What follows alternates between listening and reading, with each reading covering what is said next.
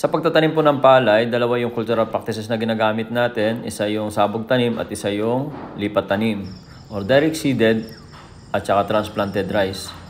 Sa direct seeded rice, ito yung sinasabog natin yung pre-germinated na seeds pag nasa lowland. Pag nasa dry seeding naman, ay sinasabog natin yung binhi na hindi na natin binabad, hindi na natin incubate.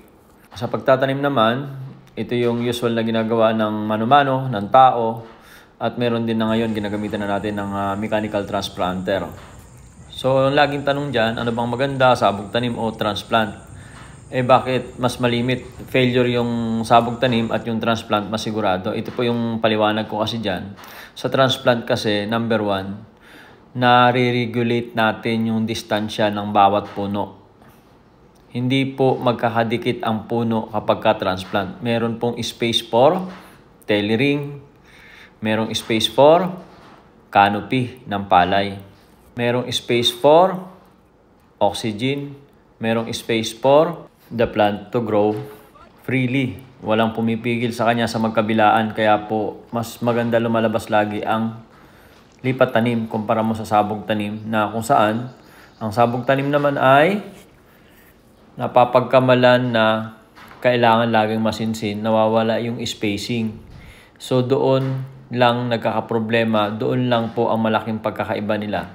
Other than that, syempre yung pagkokontrol ng damo sa transplant, mas lamang na yung palay, mas malaki na yung palay kaysa sa damo. So pwedeng hindi ka nang actually gumamit ng herbicide, ibabad mo lang sa tubig, ay pwede nang magka-survive yung transplant mo na hindi ka dinadamo. Samantalang sa direct seeded rice, kunting araw lang ang lamang kasi na pre-germinate mo na, nababad mo ng 24 hours, na-incubate mo ng 24 hours, so most likely mga nasa 2 araw ang lamang hanggang 3 araw ang lamang niya, doon sa damo nasisibol pa lang. So kunting diferensya lang, kaya pagka magkocontrol ka ng damo, mas mahirap i-control yung tinatawag na direct seeded kapag ka hindi mo kabisado.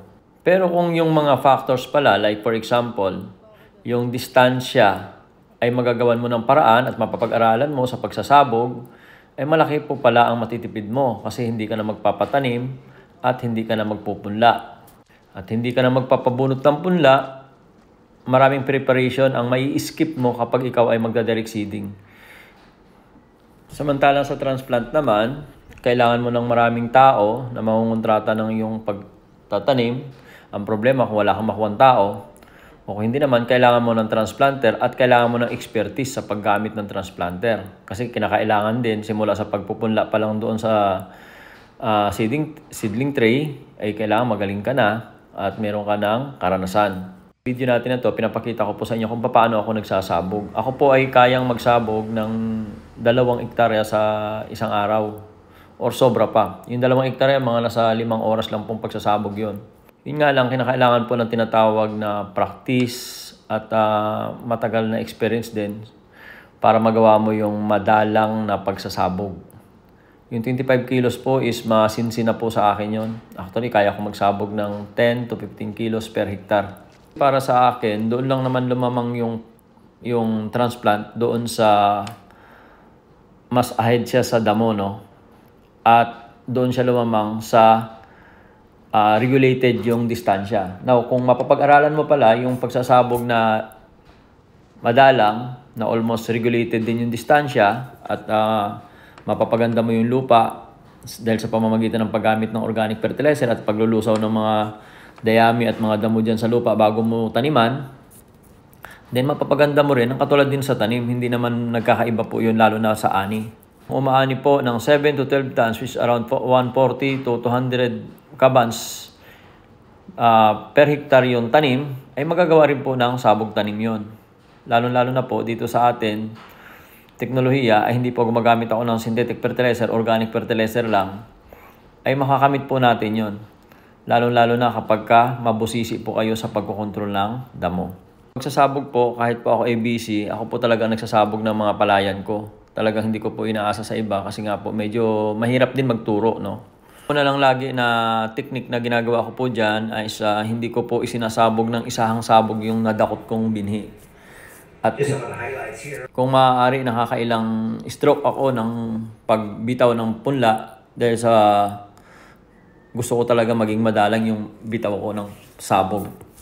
At kung mapapansin po ninyo, bago ako magsabog, sinisigurado ko na bagong linang o bagong plansa yung sasabugan ko. Para na sa ganon, ang mga butil ng palay ay lumubog sa putik. At unang-una, hindi para hindi kainin ng ibon. At para pangalawa, ay magiging matibay yung anchorage niya doon sa lupa para din siyang itinanim. Pag sumibol siya, meron siyang magandang anchorage doon sa lupa at hindi siya palutang-lutang lang dyan sa ating lupa. Isang importanteng tip, sinisigurado ko po na kapag nagsasabog tanim ako sa lowland rice, sinisigurado ko po na may puti na po, mayroon na pong germinated na po yung seeds ko.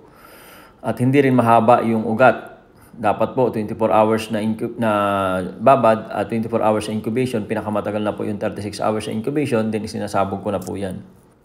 At another important tip, bago po kayo magsabog, just make sure na yung ating nilinang ay pantay at natubigan po yung 4 na sulok hanggang gitna ay natubigan po yun para sigurado pong napantay natin yung ating pinitak para na sa ganoon sa mga susunod na mga araw na pagkukontrol pa ng damo ay magagawa po natin sa pagbababad ng tubig. Isa pa pong mahalagang tip before po ako magbabad ay pinapalutangan ko muna yung aking binhi para na sa ganoon pagka isinabog ko siya dyan sa aking field na mayroong mga tubig-tubig pa ay lumubog siya at hindi siya palutang-lutang at mag-ipon-ipon at mag-meeting-meeting ang aking mga seeds. During summertime, ganito yung mabilis matuyo ang lupa. Mas gusto ko po magsabog na medyo may tubig-tubig. Mamasa-masa o may tubig-tubig ng konti kaysa dun sa tuyong-tuyo. Pag oras naman ng tag-ulan, I'll make sure na talagang walang-wala na po talagang katubig-tubig yung pinitak before pa ako magsabog. At pag sa tag-ulan, malalim po yung aking mga kanal. Pag sa tag-init, kahit po mababaw lang po yung kanal natin, okay na po yun. Pasulong o paatras na pagsasabog, okay lang. For as long as wag mong dodoblihan yung nasabugan. Yung nasabugan mo is enough. Tama na po yun. Wag nyo na pong dodoblihan. Kasi yan po ay pag nadoblihan mo, magiging parang punla yan. Hindi po lalaki ang palay. Magiging masakitin at magbabatik-batik yan. Matakaw po sa abono. At mahina ang ani kapag nadoblihan mo ng nadoblihan. Kasi nga po sumikip yung kanyang space at nawala yung lugar kung saan siya lalaki at magkakaroon siya ng mga tailorings o ng mga suhi. So yun po yung mga mahalagang tip ko sa inyo kung paano nakakapagsabog ng madalang at in result ay mag-aani pa rin ang katulad ng sa tanim. Kung magagawa po natin yan, malaki ang matitipid po natin sa ating pagsasaka, malaki na po ang mawawala sa ating gastos. So yun po yung aking tip sa inyo for today tungkol po rito sa pagsasabog mula rito sa San Antonio, Quezon. Thank you very much mga ka-agrit. Lagi tatandaan sa ating munting channel, Well Agri TV, Farmers and Bida. Ikot na.